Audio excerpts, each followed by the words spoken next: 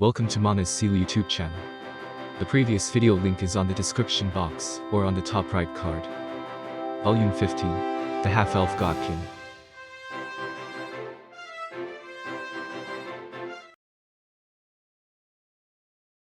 Ainz walked along with Aura. Of course, Fenrir and Cerberus were also with them.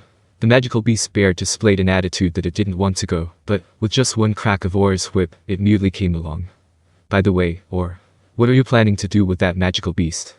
Considering that it hasn't been placed completely under your control, how do you think we should deal with it?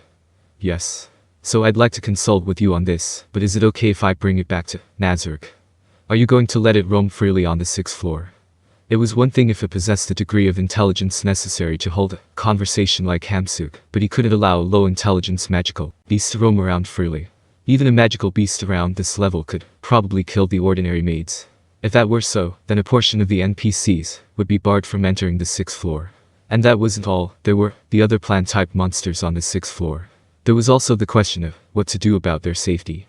I wasn't considering going so far as to let it roam around freely, but I have been thinking I want to try placing magical beasts under my control, excluding the skills I have as a beast tamer. I was thinking that I could use it in that experiment. If it's something like that, I really want to assist you with it, but to gain a power that was unique to this world and impossible in Yggdrasil. From the point of view of Ainz, who was thinking about it increasing their own abilities that couldn't grow any further, he should have accepted Aura's proposal. However, it's not like it absolutely has to be this magical beast, does it? Something much weaker. How about starting with a magical beast that's around level 1? If it were a magical beast of that order, then the NPCs, even if the ordinary maids were attacked, they could probably manage it somehow or other, with the strength of their equipment. That might be fine, too. Aura showed signs that she didn't accept it. If Ainz says to do it that way, then no, I'm not saying anything like that, alright. But I was wondering, why does it have to be that bear? Is it that you actually like bears? Suddenly, Aura looked back over her shoulder. Fen, I'm going to get mad, was all she said in a slightly cold tone, and immediately turned her head forward. Sorry about that, Ainz. It was because Fen looked like he was going to do something weird. Ainz looked back, but it didn't feel like he was about to do anything. However, that was probably because she had said something. Ainz returned his gaze and asked Aura a question. Well, don't worry about it. Now then, why that bear? Yes. It can't talk like Hamsuk can, but it seemed like it was fairly intelligent. Fen and the others can't talk, but they're really clever, aren't they? I don't think whether being able to talk or not is the end-all be-all of intelligence. As you would expect, the ones with a certain degree of intelligence are more suited to training.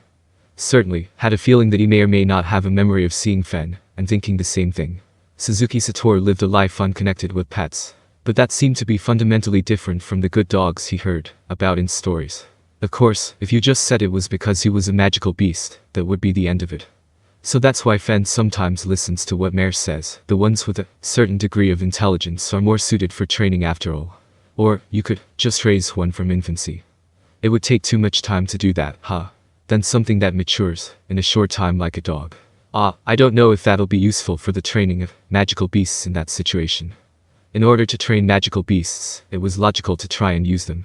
When you considered that you also had no choice but to accept Aura's proposal. But outside of Nazareth is fine.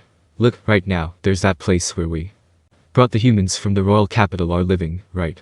How about there? That's the fake Nazareth I built, right? The adventurers are using it. How about if I don't let it roam around the 6th floor, and I keep it isolated until I believe its training is completely finished? Could that be our point of compromise? Yes. Thank you very much, Ainz, for listening to my own selfish wishes. Ainz smiled at Aura with her head bowed. Not at all. Just as Albedo is conducting combat drills, that attitude of trying to improve oneself is magnificent by itself. All of you NPCs are my, no, Ainz, Ulgaun's pride and joy. Aura's eyes were wide open, and she stopped moving. At that transformation, Ainz scolded himself. Had he said something he shouldn't have? He didn't have any recollection of that. No, I didn't get that feeling, but did I go and say something that made Aura feel uncomfortable from her perspective? Being Chigama-sen's pride and joy itself was everything to her, and she didn't give a damn about everyone else, something like that. Or could it be that she's happy? It's not as if she's smiling. Maybe I should act, anticipating the worst, instead of expecting the best. But it would be even more awkward if he carelessly apologized. Therefore, Ainz only had one measure he could take. Oh, that's right. To show our appreciation for all your hard work, we've prepared a meal. I prepared it together with Mare, you know. Oops, of course. None of us know how to cook, so all we did was carry it back from Nazareth. He glossed over the whole thing. Ha ha ha, while he continued to laugh, he took the opportunity to peek at Aura's appearance. She's not mad. It might be a forced smile, or it might be a smile of flattery, but she is smiling, right?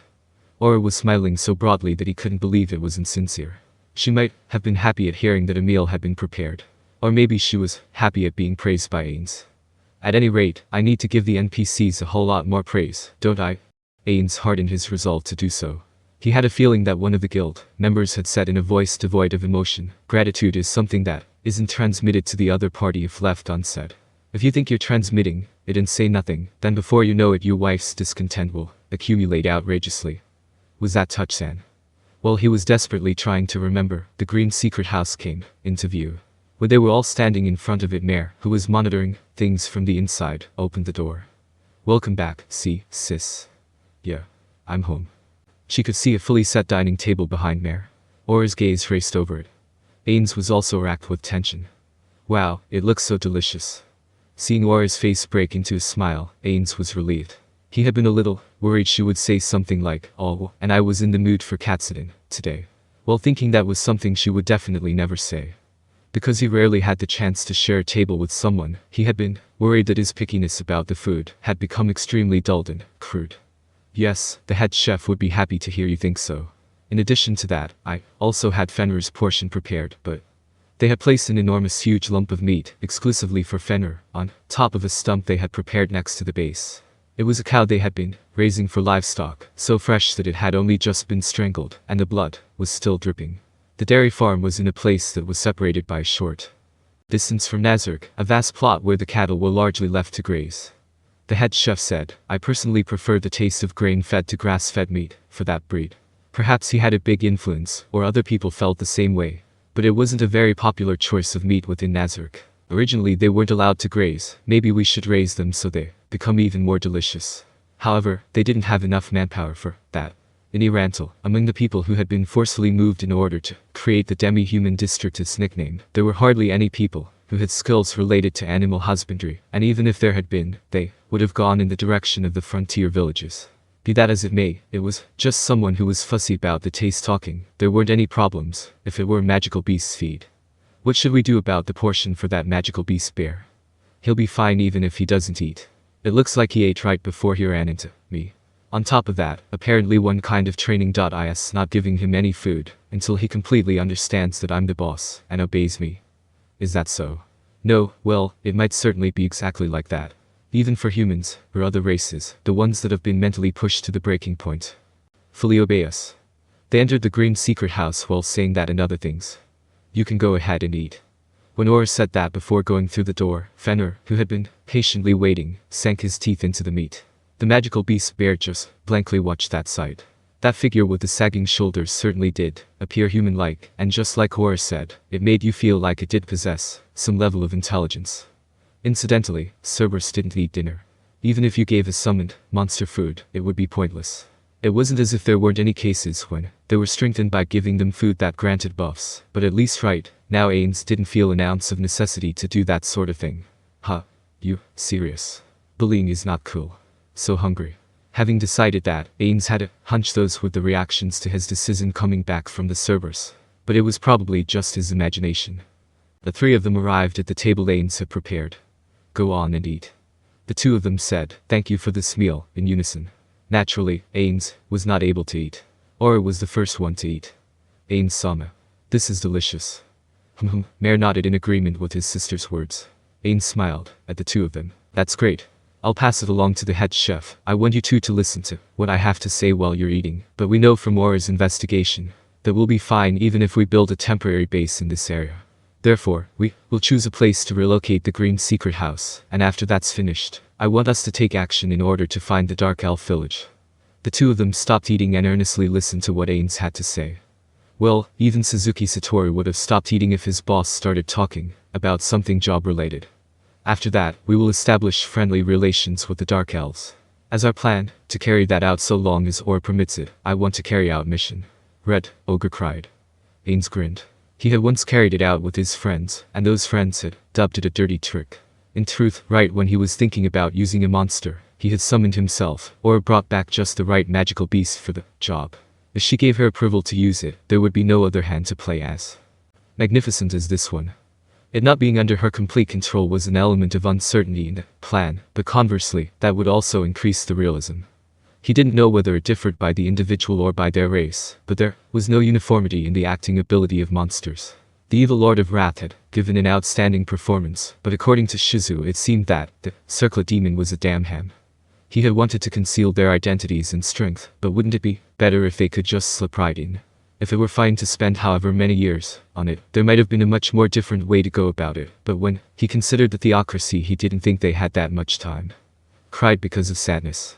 Or cried as in shouting. Ainz-sama, just what is this plan?